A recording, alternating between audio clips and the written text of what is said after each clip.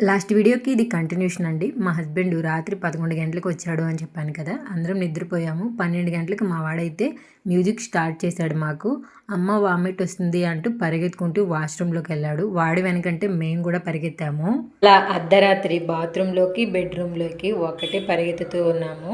నేను కాసేపు అయ్యాక నిద్రపోయాను. ఒకసారి అయితే టక్కుమని లేసి పక్కన మా వాడినైతే చూశాననమాట.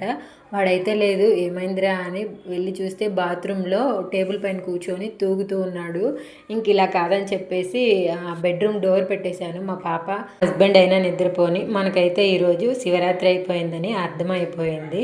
ఇంకా సోఫాలోనే మా వాడిని కాళ్ళ పైన పడుకోబెట్టుకొని అలా సోఫా కానుకొని నేను కూడా నిద్రపోయాను. టైం చూస్తే 7:10 అయిపోయింది. అరే ఈరోజు ఫ్రైడే, ఇంటి ముందు నీళ్లు కూడా చల్లలేదు, ముగ్గు పెట్టలేదు అనేసి గాబరాగా అయితే పనులన్నీ స్టార్ట్ చేశాను. మా వాడిని అయితే స్కూల్కి పంపించట్లేదు. మా పాపకి ఇడ్లీ సాంబార్ అయితే చేసి తినిపించేసి లంచ్ బాక్స్ కూడా కట్టేశాను అనమాట. ఇంకా ఆ బిడ్డని స్కూల్లో దింపేసి ఇంటికి వచ్చాను. ఇంటికి వచ్చిన తర్వాత మా వాడైతే అడిగాడు, నాకు పాపకి బాగాలేకపోతే ఎందుకమ్మా అంత టెన్షన్ పడతావు అని. నీకు ఇప్పుడు అర్థం కాదులే